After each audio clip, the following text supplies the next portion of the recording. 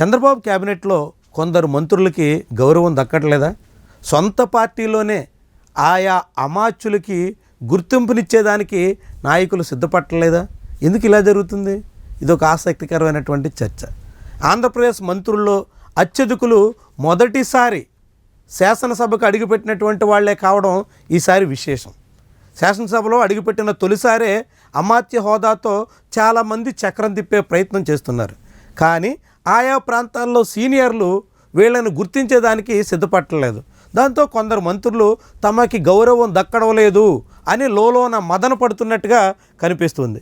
ఇలాంటి వారి జాబితాలో వాసంశెట్టి సుభాష్, కొండపల్లి శ్రీనివాస్, రాంప్రసాద్ రెడ్డి ఇలాంటి వాళ్ళ పేర్లు వినిపిస్తున్నాయి. ముఖ్యంగా మంత్రి రాంప్రసాద్ రెడ్డి అయితే రాయచోటిలో చాలా కాలం తర్వాత తెలుగుదేశం పార్టీ జెండా ఎగరడానికి కారకులయ్యారు. గతంలో ఆయన కొంతకాలం వైఎస్ఆర్సీపీలో పనిచేసినప్పటికీ తెలుగుదేశం పార్టీ విపక్షంలో ఉండగానే పార్టీ తీర్థం పుచ్చుకుని ఆ పార్టీ టికెట్ సాధించి అక్కడ బలమైనటువంటి నాయకుడు శ్రీకాంత్ రెడ్డిని ఓడించారు. శ్రీకాంత్ రెడ్డి వరుసగా 4 దఫాలు అక్కడి నుంచి వైఎస్ఆర్సీపీ తరఫున విజయం సాధించినటువంటి నాయకుడు. 5వసారి విజయం సాధించాలన్న శ్రీకాంత్ రెడ్డి కలలకు అడ్డుకట్ట వేసి రాంప్రసాద్ రెడ్డి తెలుగుదేశం పార్టీ తరఫున ఎమ్మెల్యేగా రాయచోటి నుంచి గెలిచారు. అలాంటి రాంప్రసాద్ రెడ్డికి ఏరి కోరి టీడీపీ నాయకత్వం అమాత్య హోదా కట్టబెట్టింది. ఆయనకి ఏకంగా యువజన సర్వీసులు, క్రీడల వంటి ముఖ్యమైనటువంటి శాఖల బాధ్యత అప్పగించింది. ఆయన తనకు సంబంధించినటువంటి శాఖల నిర్వహణలో కూడా అంతంత మాత్రంగానే ఉన్నారు అంటూ గతంలోనే ముఖ్యమంత్రి ఆయన మీద కొంత అసంతృప్తిని కూడా వ్యక్తం చేశారు. క్యాబినెట్ వేదికగా ఆయనకి క్లాస్ కూడా పీకినటువంటి సందర్భాలు ఉన్నాయి. పనితీరు మార్చుకోవాలి అంటూ హెచ్చరించిన దశ కూడా ఉంది. అలాంటి రాంప్రసాద్ రెడ్డికి ఇప్పుడు ఉమ్మడి కడప జిల్లాలోనే కాకుండా ఇప్పుడు ఆయన ప్రాతినిధ్యం వహిస్తున్నటువంటి అన్నమయ్య జిల్లాలో కూడా తగినంత గౌరవం దక్కడం లేదు అనేటువంటి అభిప్రాయం వినిపిస్తోంది. ముఖ్యంగా ఆయనకన్నా సీనియర్లు అనేక మంది ప్రాతినిధ్యం వహిస్తున్నటువంటి దశలో ఆయన్ని మంత్రిగా గుర్తించేందుకు తగ్గట్టుగా సీనియర్లు ఎవరు సిద్ధంగా లేరు అనేటువంటి అభిప్రాయం టీడీపీ నాయకత్వం నుంచే వినిపిస్తుంది.